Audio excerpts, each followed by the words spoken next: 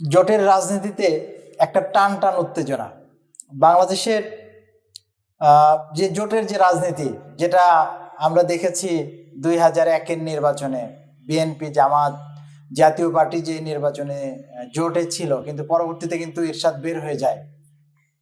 ঠিক তেমনই একটা জোটের সমীকরণের মধ্যে বাংলাদেশ চলে আসছে। এনসিপি কে নিয়ে বিশেষ করে ধারণা করা হচ্ছিল যে এনসিপি বিএনপি জোটে চলে যাচ্ছে এবং এটা মোটামুটি কনফার্ম ছিল। কিন্তু তারেক রহমান দেশে আসার পরে বিএনপির পক্ষে যে রাজনীতি গড়ে গিয়েছিল, রাজনৈতিক যে একটা উত্থান শুরু হয়েছিল, ঠিক সেই মুহূর্তে এনসিপি যখন জামাতের জোটে যোগদান করার মাধ্যমে সেটাতে কিন্তু ভাটা পড়ে গেল এবং এনসিপির মধ্যেও 30 জনের মতো এনসিপির পক্ষ থেকে তারা বলেছে যে তারা জামাতের সাথে জোটে যেতে চায় না। ইতোমধ্যে ডাক্তার তাসনিম যারা, যিনি ইংল্যান্ডে ছিলেন, অভ্যুত্থানের পরে তার হাজব্যান্ড খালেদ সাইফুল্লাহ সহ দেশে এসে এনসিপিতে যোগদান করেন। তাসনিম যারা ঢাকা 9 আসন থেকে ইলেকশনের ঘোষণা দিয়েছেন এবং সে অনুযায়ী তিনি কিন্তু তহবিলও সংগ্রহ করেছেন 47 লক্ষ টাকা। কিন্তু জামাতের জোটে যাওয়ার কারণে কিন্তু তাসনিম যারা এনসিপি থেকে পদত্যাগের ঘোষণা দিয়েছেন, তিনি জামাতের জোটে যেতে চান না। এছাড়াও কয়েকজন নারী নেত্রী তারাও কিন্তু জামাতের সাথে জোটে যেতে চান না। সামান্তা শারমিন, তিনি কিন্তু এনসিপির যুগ্ম আহ্বায়ক, তিনি কিন্তু একটা স্ট্যাটাস দিয়েছেন এটা নিয়ে। এছাড়াও তাসনুভা জাবিন, তিনি এনসিপির একজন নেত্রী, তিনি কিন্তু পদত্যাগের ঘোষণা দিয়েছেন।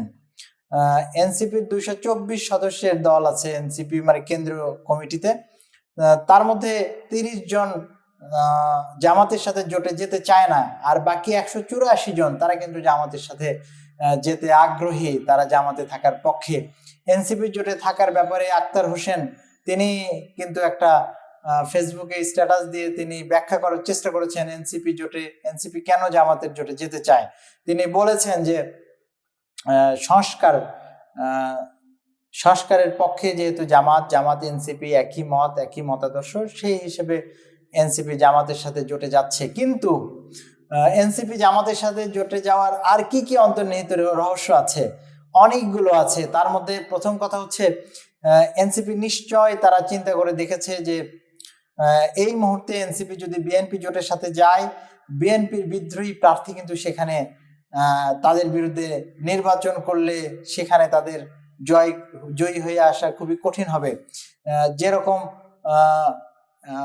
নুরুল হক নূর, তিনি দাঁড়াচ্ছেন পটুয়াখালীতে, তার এগেনিস্টে দাঁড়াচ্ছে ঢাকা বিশ্ববিদ্যালয় ছাত্র দলের সাবেক সভাপতি হাসান আল মামুন, তিনি বিদ্রোহী ক্যান্ডিডেট হওয়ার ঘোষণা দিয়েছেন। এরপরে জুনায়েদ আল হাবিব, তিনি হচ্ছে ব্রাহ্মণবাড়িয়া থেকে নির্বাচন করছেন, কিন্তু তার এগেনিস্টে স্বতন্ত্র প্রার্থী হিসেবে নির্বাচন করার ঘোষণা দিয়েছেন ব্যারিস্টার রুমিন ফারহানা। ফলে তাকে কিন্তু তার এগেনিস্টে নির্বাচন করে জিতে আসা কঠিন হবে। ঠিক একইভাবে রাশেদ খান, যিনি এনসিপি থেকে গণ অধিকার থেকে পদত্যাগ করেছেন, গণ অধিকারের যিনি সদস্য সচিব ছিলেন, করে তিনি নিজের এলাকায় ইলেকশন করতেছেন, কিন্তু সেখানেও কিন্তু তিনি ধানের শীষ প্রতীক নিয়ে নির্বাচন করলেও বিএনপির কিন্তু বিদ্রোহী প্রার্থীকে তাকে ফেস করে জয়ী হয়ে আসা কঠিন। এই জায়গাতে এনসিপি তারা কিন্তু জামাতের যেটা সুবিধা সেটা হচ্ছে যে জামাতে কোনো বিদ্রোহী প্রার্থী থাকে না, বরং জামাতের প্রার্থীরাও তাদের পক্ষে কাজ করে প্রার্থীকে কিন্তু জিতে নিয়ে আসে। এই বেনিফিটটা আসলে এনসিপি নিতে চায় ফার্স্ট। সেকেন্ড হচ্ছে যে এই মুহূর্তে জামাতের ভোটের অবস্থানও অনেক ভালো। এনসিপি দেখেছে যে জামাত সরকার গঠনের একটা সম্ভাবনা আছে এবং সরকার গঠন যদি নাও করতে পারে, বিরোধী দলও একটা শক্ত অবস্থান নিয়ে জামাত যাবে। ফলে জামাতের সাথে তাদের থাকলে তারা যদি একটা মোটামুটি অঙ্কের একটা আসন পায়, যেহেতু জামাত থেকে 30টি আসন তাদেরকে দেওয়া হচ্ছে, বিএনপিতে এত সংখ্যক আসন দেওয়ার কোনো তাদেরকে দেওয়ার কোনো দেওয়া হয় নাই, দেবে না।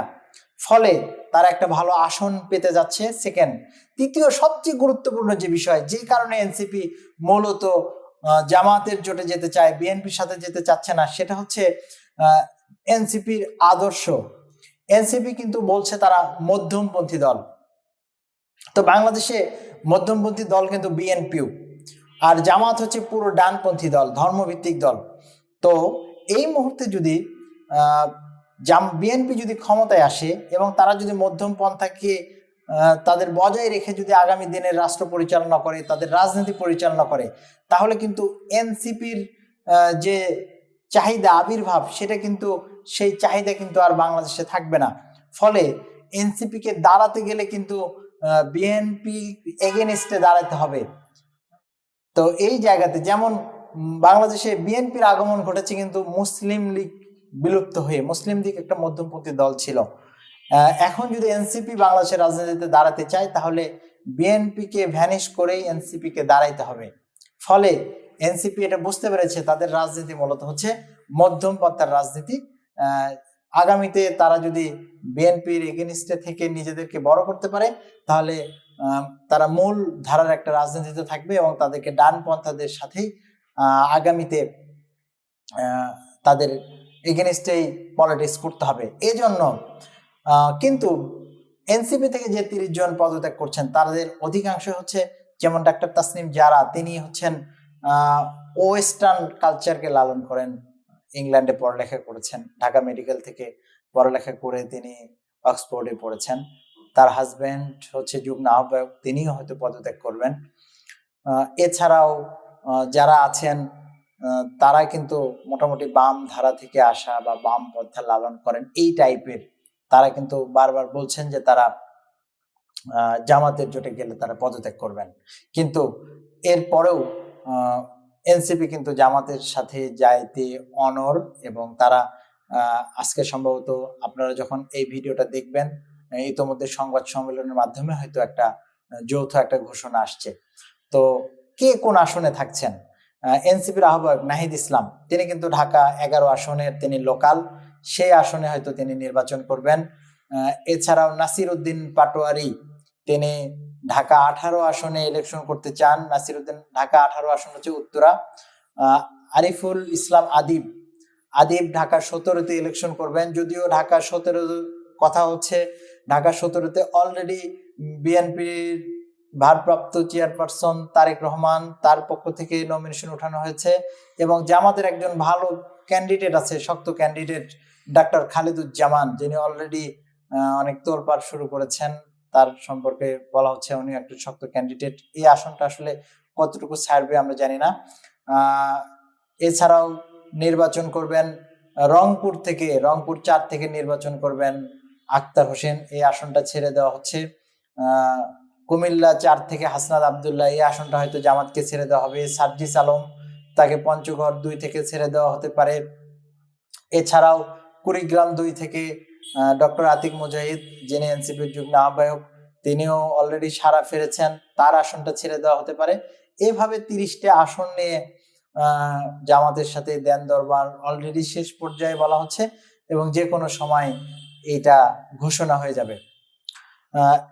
এছাড়াও জামাতের কিন্তু অলরেডি জামাত আরেকজন প্রার্থী চেঞ্জ করেছে। জামাত ঢাকা 2 আসন কেরানীগঞ্জ, যেখানে বিএনপির প্রার্থী আমানুল্লাহ আমান, তার এগেনস্টে জামাতের একজন ক্যান্ডিডেট ছিল ইঞ্জিনিয়ার তৌফিক হাসান। তার পরিবর্তে আর্মি অফিসার্স সাবেকদের যে একটা সংগঠন আছে, সেখানকার আহ্বায়ক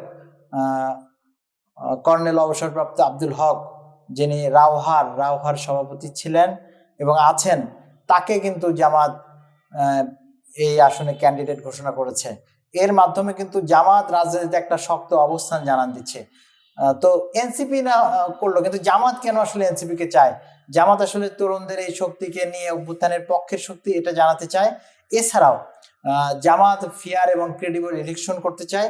জামাত মনে করে যদি এনসিপি জামাতের মাধ্যমে আসার ফলে ফেয়ার ইলেকশন হওয়ার সম্ভাবনাটা বেড়ে গেল, ফলে আগামী ইলেকশন একটা হাড্ডাহাড্ডি লড়াইয়ের মধ্যে যাবে, এমনটাই আশা করা যাচ্ছে। তো আপনারা আসলে এই এনসিপির জামাতের জোটে আসাকে কিভাবে দেখছেন আপনারা জানাবেন। ধন্যবাদ সবাইকে।